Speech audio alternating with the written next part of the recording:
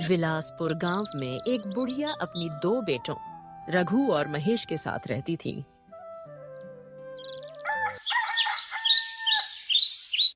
महेश बेटा, मैं तुझे कितने दिन से कह रही हूँ, मेरी दवाइयाँ खत्म हो गई हैं। अरे माँ, आप तो ऐसे कह रही हो जैसे मैं दिन भर फालतू बैठा रहता हूँ। मैंने ऐसा नहीं कहा बेटा, दवाइयों के बिना मेरी तबीयत थोड़ी खराब रहती है। घर में केवल मैं ही नहीं हूँ, आपका छोटा बेटा रघु भी है।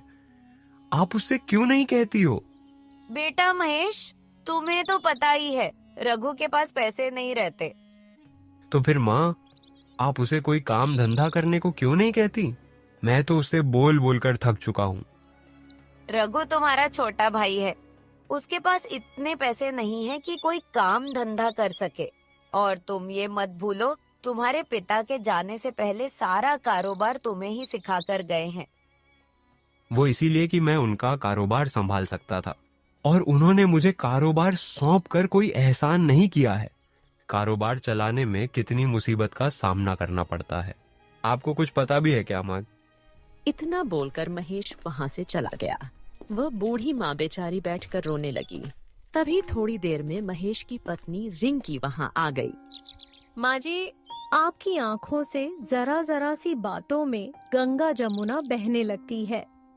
बहू, तुम तो जानती ही हो, बिना दवाई लिए मेरा शरीर चलता नहीं है।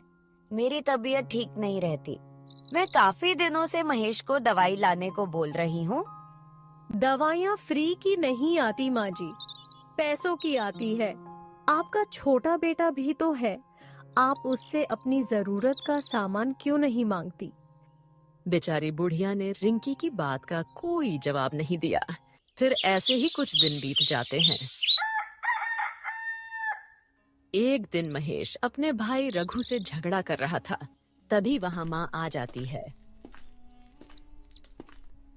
मेरी समझ में नहीं आता महेश, आखिर तुम्हें रघु से क्या समस्या है? तुम हर छोटी छोटी बात पर बेचारे रघु से झगड़ा करते रहते हो। हाँ हाँ माँ, तुम तो रघु का ही पक्ष लोगी, क्योंकि ये आपका लाडला बेटा जो है। ऐसी बात नहीं है बेटा, मैं जितना प्यार रघु से करती हूँ उतना ही प्यार मैं तुमसे भी करती हूँ। मेरी ये समझ नहीं आता कि तुम अपने भाई के साथ ऐसा क्यों कर रहे हो। झूठ मत बोलो माँ, सच तो ये है कि आप हमेशा से मुझसे ज्यादा प्यार रघु से ही करती आई हो। आप हमेशा रघु का पक्ष लेती हो। आप रघु की बड़ी से बड़ी गलती को ऐसे माफ कर देती हो जैसे उसने कोई गलती ही ना की हो, बल्कि कोई महान कार्य किया हो। अपने बड़े भाई और अपनी माँ की बहस को रघु काफी देर से सुन रहा था। तो वह महेश की ओर देखकर बोला, ऐसी बात नहीं है भैया, जब मैं कोई गलती करता हूँ तो माँ मुझे भी डांटती है। लेकिन मेरे यह समझ में नहीं आ रहा कि आखिर आपको मुझसे इतनी दिक्कत क्यों है। आखिर मैं आपका छोटा भाई हूँ और आपको माँ से इस तरह बात करने का कोई हक नहीं है। हाँ हाँ, पता है, सारे हक तो माँ ने तुम्हें ही दे रखे हैं। कामना काज का, दुश्मन अनाज का। ऐसा नहीं है कि भैया मैं कोई काम करना नहीं चाहता।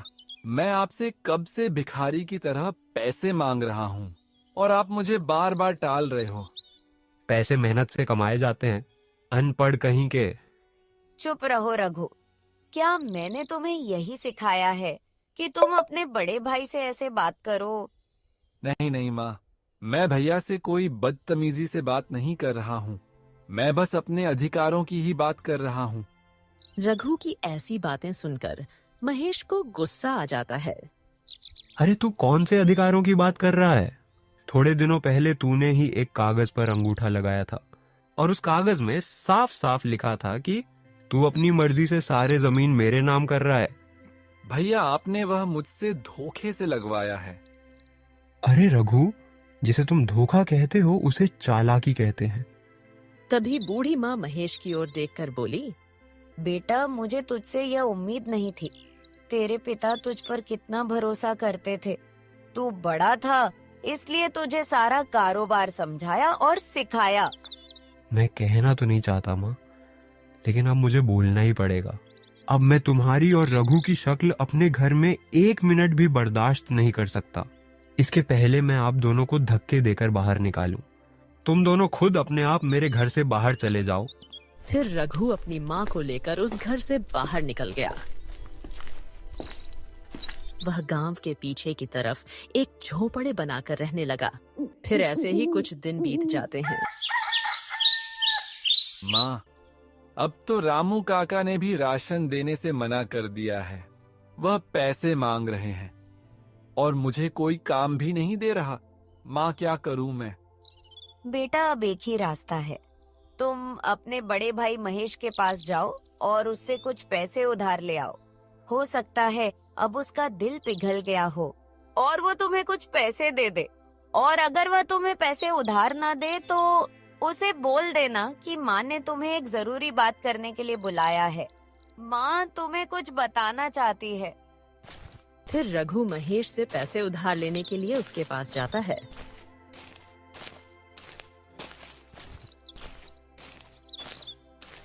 भैया, कल से घर में कुछ भी खाने को नहीं बना है और माँ की तबीयत बहुत खराब है। आप मुझे कुछ दिनों के लिए कुछ पैसे उधार दे दीजिए। मैं आपके पैसे वापस लौटा दूंगा। अरे तो मैं क्या तुझे खजाने का मालिक नजर आता हूँ जो तू मुंह उठाकर यहाँ चला आया? भाग जा यहाँ से, मेरे पास कुछ नहीं है तेरे लिए। और तू वापस क्या सोचकर आ गया जब मैंने तुझे और माँ को यहाँ से बाहर निकाल दिया था? अब मेरा तुम दोनों के साथ कोई रिश्ता नहीं है। भाग जा यहाँ से। ऐसा मत कीजिए भैया, कम से कम आप माँ का तो सोचिए। उनका ख्याल रखना आपकी भी जिम्मेदारी है। कम से कम आप उनकी दवाई और उनके खाने के लिए तो पैसे दे दीजिए। तू मुझे एक बात बता, काम चोरी तू करे और तेरे खर्चे सारे मैं उठाऊं? ना बाबा, ना, ये मुझसे नहीं होगा। मेरे पास तेरे ऊपर लुटाने के लिए फालतू के पैसे नहीं है। मैं कामचोर नहीं हूँ भैया, कोई मजदूरी ही नहीं मिल रही। मैं तो आधे पैसों में भी काम करने को तैयार हूँ, पर कोई काम ही नहीं देता। भगवान के लिए आप मेरी कुछ मदद कर दीजिए भैया। लगता है तू ऐसे नहीं मानेगा। तुझे तेरी औकात याद दिलानी पड़ेगी। ठीक है भैया, आप मुझे पैसे उधार मत दीजिए, लेकिन माँ ने आपको बुलाया था। माँ आपको कोई जरूरी बात बताना चाहती है, तो आप मेरे साथ चलिए। मुझे माँ की कोई जरूरी बात नहीं सुनना। तू चुपचाप यहाँ से चला जा, वरना मैं तुझे धक्के देकर यहाँ से निकाल दूंगा। अपने बड़े भाई की ऐसी बात सुनकर रघु थोड़ा उदास हो जाता है और वहां से चला जाता है। अरे, आपको रघु के साथ माँ के पास जाना चाहिए था। माँ पता नहीं कौन सी जरूरी बात बताना चाहती है। अरे ये सब इन दोनों का नाटक है। तुम क्या इन्हें जानती नहीं हो क्या? हो सकता है माँ जमीन जायदाद की कोई बात करना चाहती हो, इसीलिए आप जाइए। रिंकी के कहने पर महेश रघु के पीछे पीछे जाने लगता है। बेटा, हम भूखे रह लेंगे, गरीबी में गुजारा कर लेंगे। मैं बिन दवाई के भी रह लूंगी, लेकिन आज के बाद तुम महेश से बिल्कुल भी बात मत करना। मुझे उससे ऐसी उम्मीद नहीं थी। मैंने सोचा था कि अब तक उसे अपनी गलती का एहसास हो गया होगा, लेकिन अभी भी उसका घमंड चूर नहीं हुआ। आप तो रह लोगी माँ, पर मुझसे आपकी यह हालत देख ही नहीं जाती। कितनी कोशिश करता हूँ कि कोई मजदूरी मिल जाए, पर मुझे कोई काम ही नहीं देता। माँ, रोज थक हार कर घर आ जाता हूँ और जब मैं आपको ऐसी हालत में देखता हूँ तो मेरा दिल बहुत दुखता है माँ। जानती हूँ मैं, तू मेहनत करने से पीछे नहीं हटता। तेरा मन भी सच्चा है। उस महेश की तरह तेरे मन में लालच नहीं है। शायद तू वह कर सकता है जो आज तक कोई और नहीं कर पाया। क्या मतलब माँ? मैं क्या कर सकता हूँ? मुझे कुछ समझ नहीं आया मेरी बात। ध्यान से सुनो बेटा, दीवारों के भी कान होते हैं, इसलिए किसी को भी यह बात पता नहीं चलनी चाहिए, और महेश को तो अब बिल्कुल भी नहीं। यह सुन रघु भी चौंक गया। वही बाहर से खड़ा खड़ा सुन रहा महेश गुस्से में भर गया। अच्छा, मुझसे छुपा लो, मुझे लेकिन सब पता चल जाएगा। पर ऐसा भी क्या है जो मान मुझे नहीं बताना चाहती? खैर, सुनता हूँ मैं इनकी बात ध्यान से।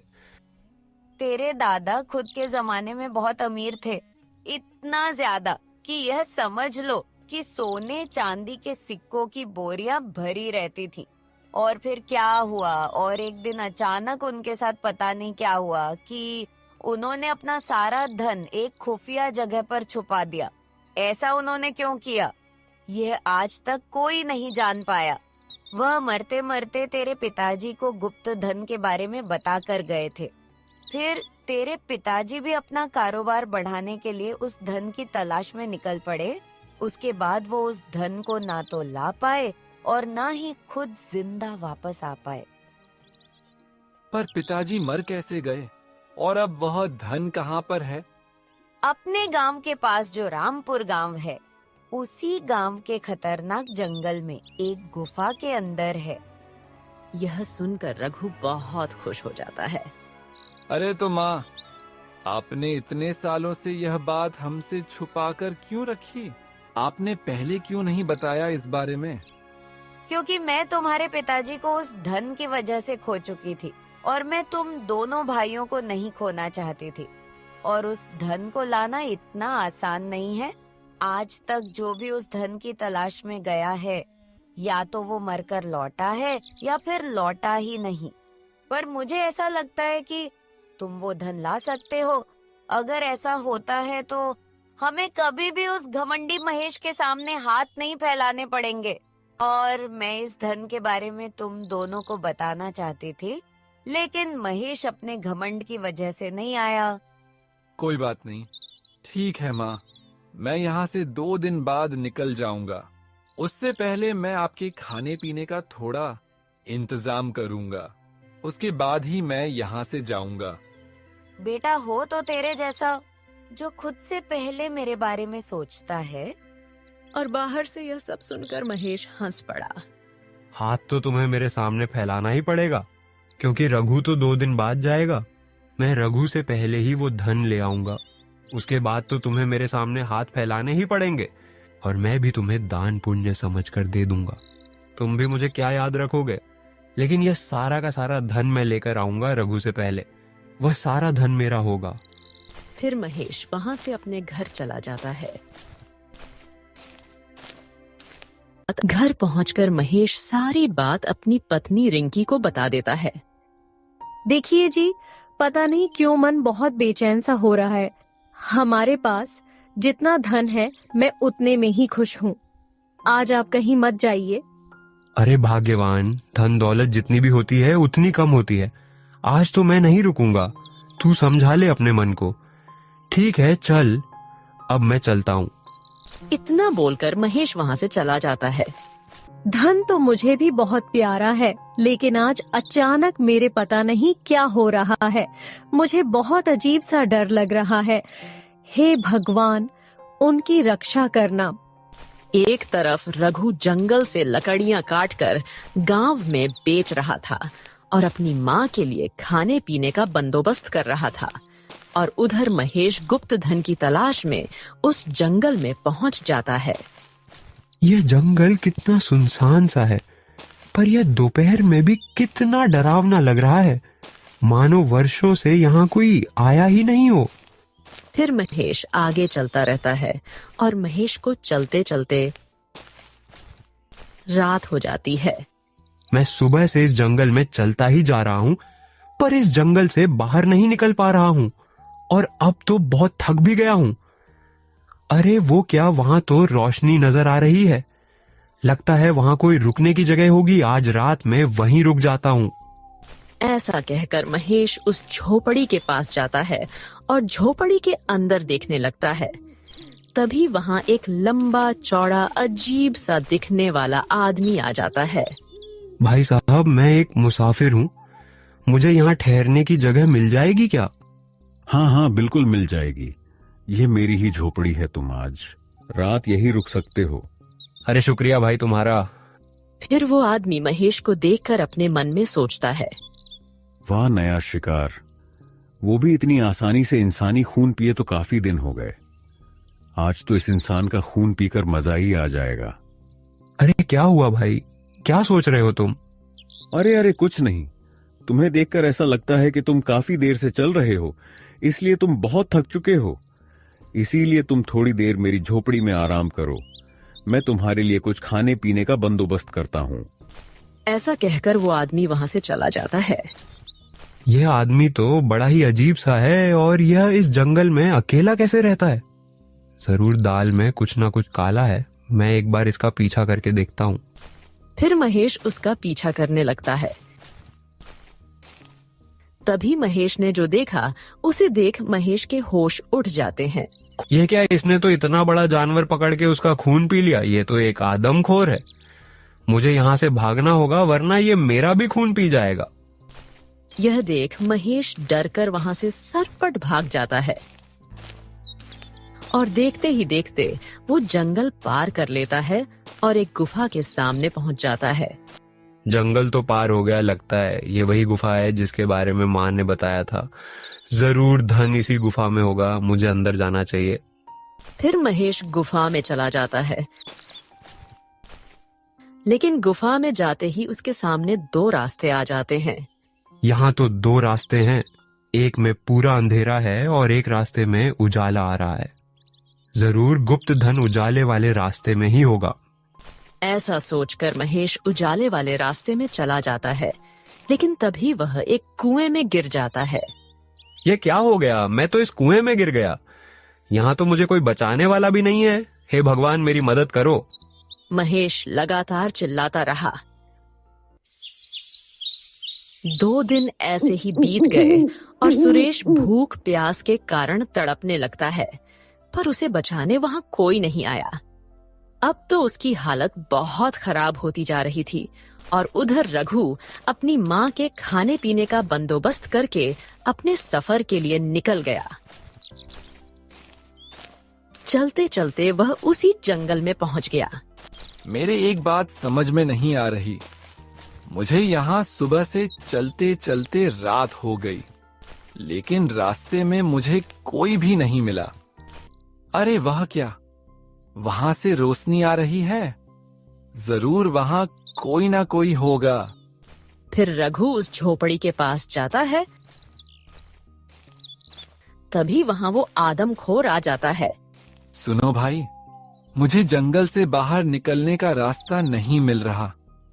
क्या तुम मेरी मदद कर सकते हो? तुम इंसान मुझे मूर्ख समझते हो ना। 2 दिन पहले भी एक इंसान ने मुझे चकमा दिया था और यहां से भाग गया। क्या तुम उसे ही ढूंढने आए हो? लेकिन अब मैं तुम्हें उसे नहीं ढूंढने दूंगा। अब मैं तुम्हारा खून पीकर मेरी प्यास बुझाऊं। फिर रघु अपने मन में सोचता है, कहीं वह मेरे भैया तो नहीं है? कहीं आदमखोर सच तो नहीं कह रहा? क्योंकि मैंने भैया को 2 दिन से गांव में नहीं देखा। कहीं भैया मेरी और माँ की बातें सुन लिए हो और यहाँ गुप्त धन की खोज करने आ गए हो। हे भगवान, उनकी रक्षा करना। क्या सोच रहा है इंसान? आज तो तेरा खून पीकर ही मेरी प्यास बुझेगी। उसे देखकर रघु डर कर खुद से बोला, अब इसका क्या क्या करूं? इसके चंगुल से कैसे निकलूं? कोई तो बहाना सोच रघु, वरना धन की चाहत में आज तू इसकी खुराक बन जाएगा। सोच कुछ तो सोच रघु। अरे हाँ, आदमखोर भाई साहब, आपको मेरा खून पीकर क्या मिलेगा? मैंने तो वैसे ही कई दिनों से कुछ नहीं खाया। मैं कई दिनों से भूखा हूं, तो मेरे अंदर खून की एक बूंद भी नहीं है। तू क्या मुझे मूर्ख बना रहा है? अरे आदमखोर भाई, आप इतने होशियार हो, आपको कोई कैसे मूर्ख बना सकता है? मैं तो आपका ही भला सोच रहा हूं। मैं तो यह कह रहा था कि मैं जंगल से कुछ फल फूल तोड़कर खा लेता हूं ताकि मेरा खून बन जाए। फिर आप मेरा खून पी लेना। मैं तो वैसे ही मेरी जिंदगी से बहुत परेशान हूं। कम से कम आपका तो पेट भर जाएगा। इस तरह रघु आदमखोर को अपनी बातों में फंसा लेता है। ठीक है, पर थोड़ा जल्दी आना, मुझे बहुत प्यास लग रही है। फिर रघु वहां से सरपट भाग लेता है। वो भी भागते भागते उस गुफा के सामने पहुंच जाता है। उस आदमखोर से तो बच गया। अब मुझे महेश भैया और गुप्त धन को ढूंढना है। लगता है यह वही गुफा है जिसके बारे में माँ ने बताया था। जरूर गुप्त धन इसी गुफा के अंदर होगा। फिर रघु उस गुफा में चला जाता है। 2 रास्ते, एक से उजाला आ रहा है और एक में अंधेरा है। जीवन में हमेशा अंधकार के बाद ही उजाला आता है, तो मुझे इस अंधेरे वाले रास्ते पर जाना चाहिए। रघु उस अंधेरे रास्ते पर चला जाता है और थोड़ा आगे चलते ही उस रास्ते में उजाला हो जाता है और चलते चलते रघु एक बाबा के पास पहुंच जाता है। वहां एक बाबा ध्यान लगाए बैठे थे। बाबा, आप कौन हैं? तभी बाबा अपनी आंखें खोलते हैं। तो तुम आ ही गए। मैं तुम्हारी ही प्रतीक्षा कर रहा था। क्या मतलब बाबा? मैं समझा नहीं। मैं तो यहाँ गुप्त धन की खोज करने आया हूँ। मैं सब जानता हूँ बेटा, वही धन जो तेरे दादाजी ने छुपाया था। लेकिन बाबा, आपको कैसे पता कि मेरे दादाजी ने कोई गुप्त धन छुपाया था? काफी वर्षों पहले की बात है। मैं यहाँ तपस्या कर रहा था, तभी तुम्हारे दादाजी यहाँ आए और उन्होंने कहा कि मेरा यह धन संभाल कर रखो, क्योंकि इस धन की वजह से लोग मुझे मारना चाहते हैं और मेरी इस दौलत को हड़पना चाहते हैं। इसीलिए मैं यह धन आपके पास रखना चाहता हूँ। अगर कभी भी मेरे अंश या मेरे परिवार को इसकी जरूरत सच्चे मन से हुई, तो वह मुश्किल रास्ते तय करके वह यहाँ तक पहुँच जाएगा, और किसी के मन में लालच आया तो वह यहाँ तक कभी नहीं पहुँच पाएगा, और उसके बाद से ही यह धन मेरे पास है। तुम एक सच्चे और ईमानदार व्यक्ति हो, इसीलिए तुम यहाँ तक पहुँच पाए। अब तुम अपना सारा धन अपने साथ लेकर जा सकते हो। फिर बाबा अपनी शक्ति से गुफा में एक रास्ता बना देते हैं। ले जाओ बेटा तुम्हारा धन। बहुत बहुत धन्यवाद बाबा, पर मुझे इस धन से अलग भी कुछ चाहिए। मेरे भैया इस धन के लालच में यहाँ आए थे, अभी तक वह वापस नहीं लौटे। मैं उनको भी अपने साथ वापस लेकर जाना चाहता हूँ। वैसे तो ऐसा अभी तक नहीं हुआ। जो भी यहाँ लालच में आया है वह जिंदा लौटकर वापस नहीं गया, और तुम्हारे बड़े भाई महेश ने तुम्हारे साथ बहुत गलत किया है, फिर भी तुम उसे अपने साथ लेकर जाना चाहते हो। भाई के प्रति ऐसा प्रेम देखकर मैं तुमसे बहुत खुश हुआ। तुम उसे अपने साथ लेकर जा सकते हो। फिर बाबा अपनी शक्ति से महेश और रघु को अपने घर पहुंचा देते हैं। अरे मैं यहाँ कैसे आ गया? मैं तो सोच रहा था कि मैं जिंदा लौटकर कभी वापस नहीं आऊंगा। मुझे माफ कर दे मेरे भाई, मैंने तुम्हारे और माँ के साथ बहुत गलत किया। जब तुम मेरे पास मदद मांगने आए तो मैंने तुम्हें वहां से भी भगा दिया।